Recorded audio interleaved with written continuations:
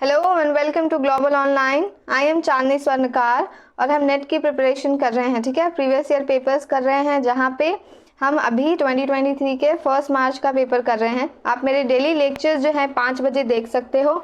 अगर आपने मेरे पहले लेक्चर्स नहीं देखे तो आप पहले वो जाइए, दोनों लेक्चर्स प्लेलिस्ट में होंगे, आप देखिए। आपको बहुत सारे कॉन्सेप्ट क्लियर करने होंगे, तब आप थर्ड लेक्चर देख सकते हो। ठीक है, now I must tell you that you have to invest 30 minutes a day so that you can cover what main topics आप कवर करोगे, मेन थ्योरीज आप कवर कर पाओगे, आप एक कमांड ला पाओगे कि कैसे आपको पेपर की तैयारी करनी है, प्रिपरेशन करनी है। ठीक है, साइमल्टेनियसली आप क्या करो, आप अपने थ्योरीज करो जैसे भी आप कर रहे हो, जिस टाइम पे भी कर रहे हो, बट दिन का आपको 30 मिनट्स देना है लेक्चर्स में। ठीक है, और एक बहुत इंपॉर्टेंट बात, अगर मेरे पहले लेक्चर्स आपने देखे हैं तो आपको पता होगा कि आपको नोटपैड और पेन के बिना नहीं बैठना क्लास में। ठीक है, तो अब हम शुरू करते हैं। First question, what does the abbreviated term CCCS stand for in the context of cultural studies. तो कल्चरल स्टडीज जो है ना, वो बेसिकली बहुत इंपॉर्टेंट यूनिट है, आपको करनी है। ठीक है, from the perspective of net. Now it stand for centre for contemporary cultural studies. ये कहाँ है? ये है बर्मिंघम में। ठीक है, कब फाउंड हुई है, कौन से राइटर ने फाउंड की है, किन लोगों ने फाउंड किया है, you have to know all of that. Now 1964 में ये फाउंड हुई है। दो इम्पॉर्टेंट लोग हैं जैसे स्टुअर्ट हॉल और रिचर्ड होगार्ट। ठीक है, ये दो इम्पॉर्टेंट नाम हैं, आपको ये दो इम्पॉर्टेंट नाम याद रखने हैं। ठीक है, क्योंकि बहुत सारे क्वेश्चंस आएंगे, क्योंकि लिटरेरी थ्योरी में इनका बहुत रोल है। कल्चरल स्टडीज थ्योरीज उन्होंने दी है, लिटरेरी थ्योरीज वगैरह। ठीक है, ये आप समझ गए। नेक्स्ट लेक्चर पे चलते हैं, नेक्स्ट क्वेश्चन पे। लेक्चर में बोल रही हूँ। According to Stuart Hall the concept of played a seminal role in cultural studies. Now I have to say that off नहीं होगा वहाँ पे। According to Stuart Hall, the concept played a seminal role in cultural studies. Of course, hegemony played. According to Stuart Hall, you must know that. But hegemony का concept जो है इन्होंने नहीं दिया है, Stuart Hall ने नहीं दिया, एंटोनियो ग्राम्स्की ने दिया है। ठीक है, हम स्टुअर्ट हॉल के भी कॉन्सेप्ट्स थ्योरीज वगैरह करेंगे, बट अभी नहीं, I'll cover later. ना आप हेजिमनी समझ लीजिए। देखिए, एक जो डोमिनेंट क्लास होती है ना, उनका एक वर्ल्ड को देखने का अपना पॉइंट ऑफ व्यू होता है। जब वो point of view subordinate class को देखने पे मजबूर किया जाता है ना, दैट इज कॉल्ड हेजिमनी। ठीक है, आपको मजबूर किया जा रहा है, आपको फील नहीं हो रहा है कि आपको मजबूर किया जा रहा है, बट किया जा रहा है। कैसे? एजुकेशन के सहारे। और किस चीज़ का हेल्प लेते हैं वो? मीडिया के सहारे, प्रोपेगेंडाज वगैरह होते हैं उसके सहारे। आपको वो पर्सपेक्टिव एक्सेप्ट करने के लिए मजबूर किया जाता है। ठीक है, लेकिन आपको रियलाइज नहीं होता। जैसे फैशन को आजकल बहुत ज़्यादा आप देखे होंगे कि उनको बहुत ज़्यादा तवज्जो दी जाती है। जैसे एप्स वगैरह बहुत ज़्यादा आ गए हैं, फैशन शोज़ वगैरह होते हैं जहाँ पे बहुत महंगे कपड़े दिखाए जाते हैं। ठीक है, फैशन शोज़ वगैरह होते हैं और लोग इतने ज़्यादा प्रभावित होते हैं उन चीज़ों से, जो कि अगर 2000 में अगर कोई आउटफिट वो खरीद पाते, फिर भी वो 2 लाख इन्वेस्ट करेंगे just to have a class. ठीक है, उस तरह के स्टैंडर्ड अचीव करने में, ताकि लोग उन्हें उस तरह से देख पाएं। ठीक है, तो ये that is called hegemony. I hope that is clear, right. आगे बढ़ते हैं। The book Political Shakespeare Essays in Cultural Materialism was jointly edited by. Now इस क्वेश्चन में ज़्यादा चीज़ें इंपॉर्टेंट नहीं हैं, 2 चीज़ें आपको याद रखनी है। पहला तो आपको नाम straight forwardly to the point एकदम हाथ पे होनी चाहिए। ठीक है, Alan Sinfield and Jonathan Dollimore आपको याद होनी चाहिए। दूसरी जो चीज़ है आपको करनी है, political Shakespeare essays in Colin essays in cultural materialism. इसके बारे में आप थोड़ी चीज़ें पता रखिए, जैसे ईयर आप पता रखिए, किसने लिखी है पता रखिए। ठीक है, और जो बेसिक जो आइडिया है इस बुक में वो याद रखिए। ठीक है, वो आप कवर कीजिए, नोट डाउन कर लीजिए। नाउ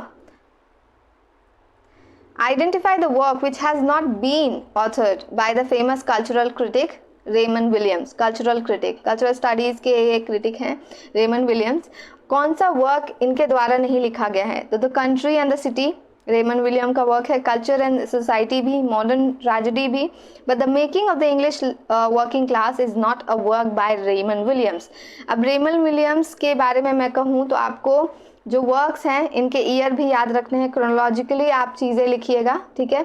मैं कुछ वर्क्स बता देती हूँ उसके ईयर के साथ, जैसे the country and the city, sorry the country and the city जो है वो 1973 को पब्लिश हुई है। Wait, I need to clear that, या 1973 को पब्लिश हुई है, ठीक है।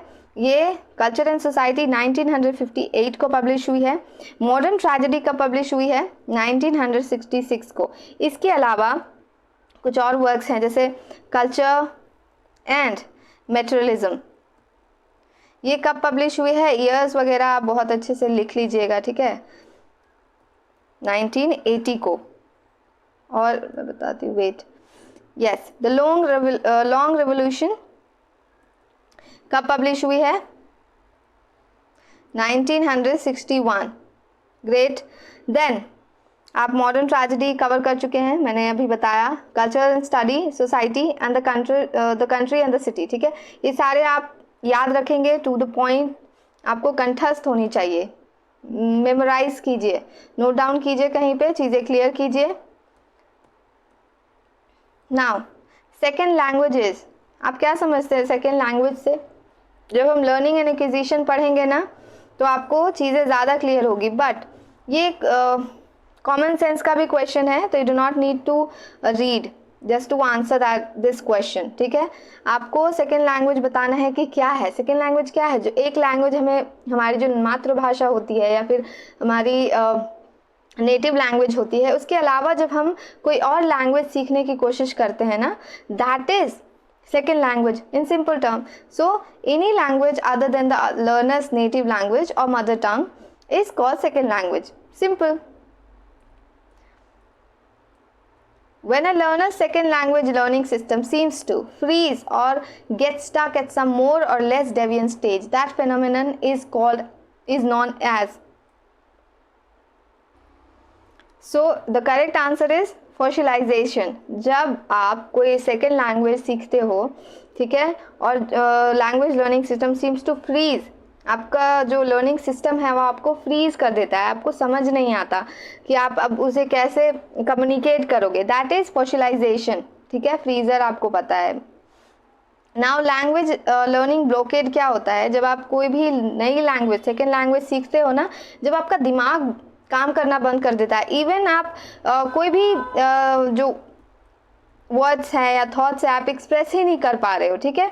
आप सिंपल से सिंपल थॉट्स भी एक्सप्रेस नहीं कर पा रहे हो, आप प्रैक्टिस करते करते चीज़ें जो है टायर्ड हो चुके हैं, थक गए हो, और लेकिन आप बहुत ज़्यादा इच्छुक भी हो, ईगर भी हो लैंग्वेज सीखने के लिए, बट आप नहीं कर पा रहे, ब्रेन आपका फंक्शन नहीं कर रहा है, आप एक सिंपल से सेंटेंसेस, थॉट्स एक्सप्रेस नहीं कर पा रहे हो, बहुत टायर्ड महसूस कर रहे हो, that is called language learning blockade. Great, yes. Now the fourth one, language scaffolding. What is language scaffolding? देखिए, आप ना यहाँ पे जैसे कि कोई भी लैंग्वेज हम सीखते हैं, जैसे मान लीजिए सेकेंड लैंग्वेज हम सीखते हैं, ठीक है, तो बहुत ट्रेनिंग के बाद हम कोई चीज़ सीखते हैं, बट एक्विजिशन भी चीज़ होती है, जैसे हमें पेरेंट्स सिखाते हैं, तो पेरेंट्स धीरे धीरे करके अपनी हाथ खींचते हैं, बहुत कम मदद आपकी करते हैं धीरे धीरे, ताकि आप खुद अपनी मदद कर पाओ। फॉर एग्जाम्पल, किसी बच्चे को एक सेंटेंस वो सिखाना चाहते हैं, तो मान लीजिए बच्चा कह रहा है कि मिल्क गॉन, ठीक है, और जो पेरेंट हैं इसके यही वर्ड रिपीट करने के बजाय वो कह रहे हैं यस मिल्क इज फिनिश्ड, तो वो इनडायरेक्टली बच्चे को बता रहे हैं कि देखिए आप इस तरह से वर्ड को बोलिए, इस तरह के सेंटेंस यूज़ कीजिए, ठीक है। उसके अलावा भी वो क्या करते हैं, जैसे कि और बड़े बड़े सेंटेंसेस फॉर्म करते हैं उनके सामने, ताकि वो खुद एक्वायर करें, खुद समझें कि हाँ ऐसे भी चीज़ें बोली जाती है, जैसे कि yes milk has gone, has all gone, ठीक है। Then you have drink it all, right. Sentence formation हुआ, लॉन्ग सेंटेंस फॉर्मेशन हुआ, that is language scaffolding. Basically आप मदद करते हो कम हेल्प करके, ठीक है, in simple terms. Next question, Integrative motivation refers to what? Refers to motivation, a kind of motivation जहाँ पे ना आप पर्सनल ग्रोथ के लिए सीखना चाह रहे हैं, आप कल्चरल एनरिचमेंट के लिए सीखना चाह रहे हैं, और ये बेसिकली पर्टिकुलरली किस लैंग्वेज के लिए होता है? पर्टिकुलरली फॉरेन लैंग्वेजेस के लिए होता है, ठीक है। फॉरेन लैंग्वेज के लिए ही इस तरह की जो मोटिवेशन होती है ना वो आती है, ठीक है। Wait, yes, language learning for personal growth and cultural enrichment. Third one is the correct answer. Great. Now let's jump into the 8th question. In 1835, which of the following languages was replaced by English as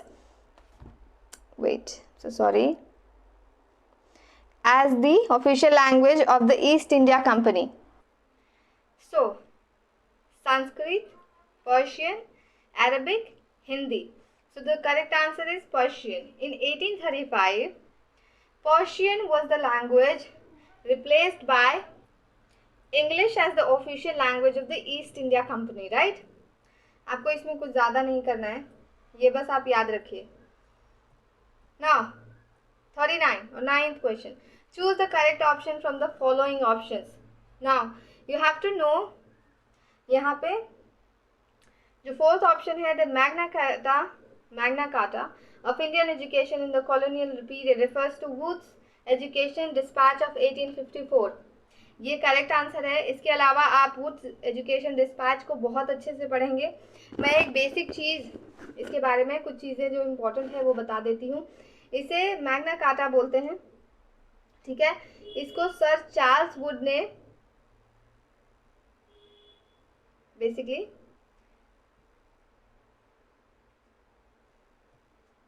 दिया था, ठीक है. उनके according उनका मानना था कि English जो लैंग्वेज है उसको यहाँ पे इंडिया में बहुत ज़्यादा पॉपुलर करने की ज़रूरत है, ठीक है. उन्होंने कुछ बेसिक चीज़ें बताई थी जो उनके हिसाब से बहुत ज़रूरी थी यहाँ पे लाना.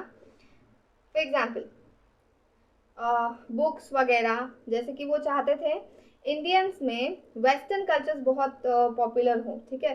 वेस्टर्न कल्चर पॉपुलर हो तो वहाँ के नॉलेज के सहारे वो चाहते थे कि यहाँ के लोग बहुत ज़्यादा उन सब चीज़ों से इन्फ्लुएंस्ड हों, चीज़ें सीखे, ठीक है. उनका ये भी मानना था कि प्राइमरी जो स्कूल्स हैं वहाँ पे वर्नाकुलर लैंग्वेजेस अडॉप्ट करनी चाहिए. उनका पहला पॉइंट था वर्नाकुलर लैंग्वेज प्राइमरी स्कूल्स में होनी चाहिए, ठीक है. मेन आप समझिए कि मेन उनका मकसद था कि इंग्लिश एजुकेशन को इंडिया में लाया जाए ताकि लोग बहुत ज़्यादा इंग्लिश के प्रति प्रभावित हों और बहुत लोग इस कल्चर में आ जाए, वेस्टर्न कल्चर को फॉलो करने लगे ताकि उनको राज करना बहुत इजी हो जाए उनका, ठीक है, इंडिया में. तो दैट इज़ ऑल. आपको वुड्स एजुकेशन डिस्पैच ऑफ 1854 बहुत अच्छे से पढ़ना है. उनके जो भी छोटे छोटे पॉइंट्स हैं वो आपको याद रखना है. सर चार्ल्स वुड आप नाम याद रखिए, उसी पे वुड्स एजुकेशन डिस्पैच ऑफ 1854 नाम आया है, ठीक है. नाउ 40 और 10th. Which of the following plays of William Shakespeare was translated into Bengali and directed by Girish Chandra Ghosh? तो गिरीश चंद्र घोष को रिस्पॉन्सिबल माना जाता है किस चीज़ के लिए, आपको पता है? हर एरिया का, हर स्टेट का एक गोल्डन एज आता है. तो गिरीश चंद्र घोष को रिस्पॉन्सिबल माना जाता है कोलकाता, ठीक है, बंगाली थिएटर में गोल्डन एज लाने के लिए रिस्पॉन्सिबल माना जाता है. इट्स अ ग्रेट अचीवमेंट, ठीक है. गिरीश चंद्र घोष ने बहुत सारे वर्क्स लिखे हैं. आप कुछ वर्क्स को नोट डाउन करिएगा, जो मोस्ट इम्पॉर्टेंट होंगे वो आपको याद रखनी है, ठीक है. वर्क्स कुछ होंगे मोस्ट इम्पॉर्टेंट, वो आपको याद रखनी है. यहाँ पे पहला आप समझ लीजिए कि मैकबेथ को उन्होंने क्या किया था, बंगाली में ट्रांसलेट किया था. किसने किया था? गिरीश चंद्र घोष ने किया था, ठीक है. Let's jump into the second question. Which of the following works of Browning are pure dramas? इन्होंने पोएम्स भी लिखे हैं, ठीक है. कलेक्शन ऑफ पोएम्स भी हैं इनके. पोएम्स में हैं कुछ ड्रामास हैं जो वर्स ड्रामा हैं, कुछ ब्लैंक वर्स में लिखी गई है. ब्लैंक वर्स कोई जिसमें राइम नहीं होती, ठीक है, कोई रिदम प्रोड्यूस नहीं करता है, that is called blank verse. So first option Stratford. Stratford क्या है? एक फर्स्ट ट्रैजिक ड्रामा है ये, ठीक है, फर्स्ट ट्रेजेडी है ये। I wait a minute, first tragedy है, ठीक है। हम सारे ऑप्शन को कवर करेंगे। द लास्ट राइड टुगेदर क्या है, ये बेसिकली मेन एंड वुमेन का एक कलेक्शन है, पोएम का कलेक्शन, ठीक है, उसमें आया था, उसमें पब्लिश हुआ है सबसे पहले। वुमेन, मेन एंड वुमेन का एक कलेक्शन है पोएम का, किनका है, ब्राउनिंग का। अ ब्लॉट इन द स्कटचियन, क्या है ये एक ट्रेजेडी है जो कि ब्लैंक वर्ड्स में लिखी गई है, आप ये याद रखिएगा। कुछ चीज़ें बहुत इंपॉर्टेंट होती है, जैसे हीरोइक कपलेट में लिखी गई है, कोई वर्क तो इंपॉर्टेंट है, ब्लैंक वर्ड्स में लिखी गई है तो आपको जाननी ज़रूरी है, याद रखनी ज़रूरी है, क्वेश्चन आते हैं, right. Now fourth, Pippa passes. Pippa passes क्या है, ये एक वर्ड्स ड्रामा है। क्या है, वर्ड्स ड्रामा है। वर्ड्स ड्रामा और ब्लैंक वर्ड्स में फर्क होता है, कंफ्यूज नहीं होना। पोर्फिरियाज लवर क्या है, ये एक पोएम है, सिंपल एक पोएम है।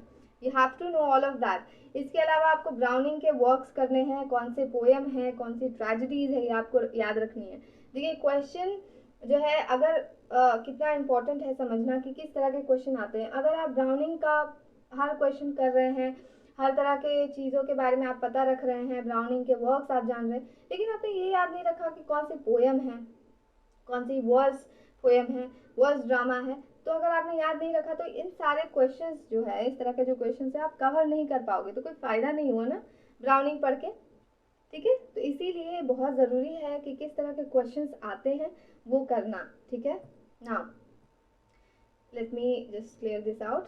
सो ए स्ट्रेफोर्ड एंड सी, ठीक है, ये मैंने बताया ब्लैंक वर्ड्स में ट्रेजेडी है, ये फर्स्ट ट्रेजेडी है, तो one, first option is the correct answer, right. Now let's jump into the 42 who among the following poets have lived in Australia. एक एक करके मैं बताती हूँ। देखिए जूडिथ राइट जो है एक ऑस्ट्रेलियन राइटर हैं, ऑफ कोर्स यहाँ पे वो रहे हैं, ठीक है। क्या हो रहा है मेरे से, wait, I am sorry. Yusef Komunyakaa, Yusef Komunyakaa, now he is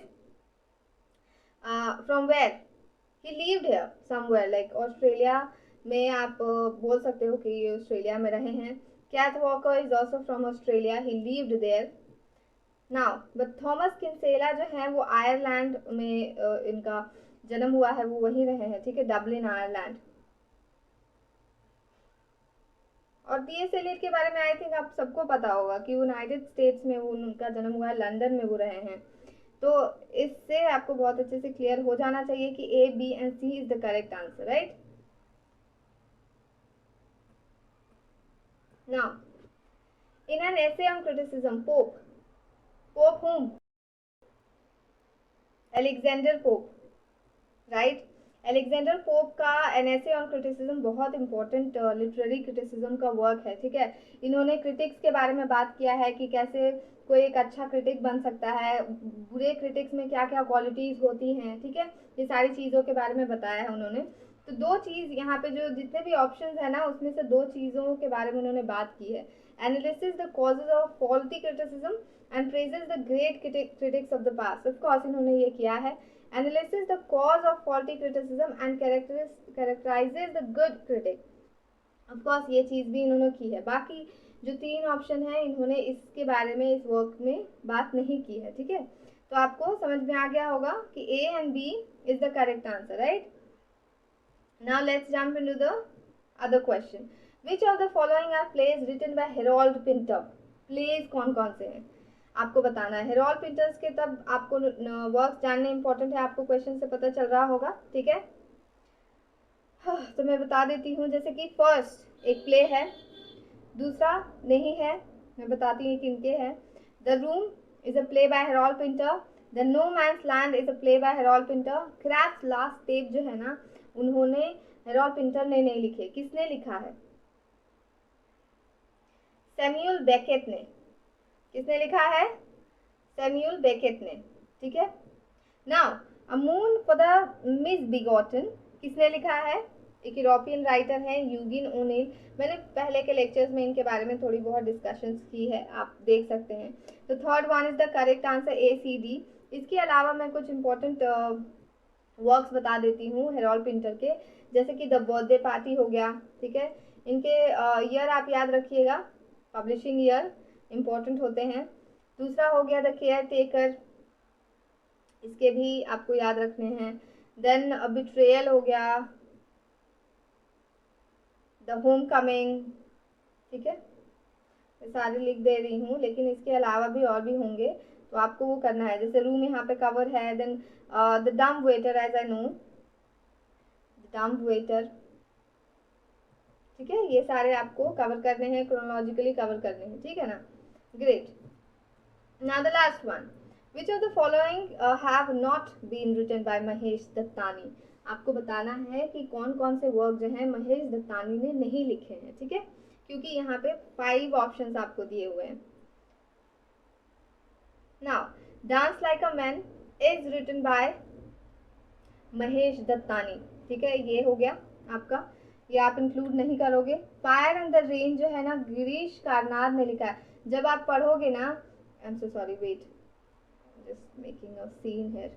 Girish Karnad, जब आप इंडियन लिटरेचर पढ़ोगे तो आपको पता चलेगा कि गिरीश कार्नाड और Mahesh Dattani important playwright हैं उसमें, ठीक है। Now on a muggy night in Mumbai, ये भी महेश दत्तानी ने लिखा है, इसलिए हम इसे भी इंक्लूड नहीं करेंगे। अ टच ऑफ ब्राइटनेस जो है ना, इन्होंने लिखा है प्रताप शर्मा ने, ठीक है। तो सिर्फ ये 2 वर्क हैं जो महेश दत्तानी ने नहीं लिखे हैं। B and D is the correct answer, right. Now we have done. I know somewhere I just मैंने थोड़ी मेसी क्रिएट कर दी है, मेस सिचुएशन क्रिएट कर दी है, पर आप जब थ्रू आउट द वीडियो फिर से देखोगे, चीज़ें आपको बहुत अच्छे से क्लियर होगी, ठीक है। आप मेरी हैंड राइटिंग पे फोकस ना ही करें तो बेहतर है, ठीक है। आप लेक्चर्स देखिए, दोबारा से लेक्चर्स देखिए। अगर चीज़ें आपको क्लियर नहीं हुई है तो आप मुझे कमेंट कर सकते हैं, आप पूछ सकते हैं कि मैम आप ये चीज़ बता दीजिए फिर से, मैं आपको क्लियर कर दूंगी। आपको उस चीज़ की चिंता करने की बिल्कुल ज़रूरत नहीं है। दूसरी चीज़, आप जितनी भी चीज़ें आपने नोट डाउन की है आपको उसे रिवाइज करना है, ठीक है।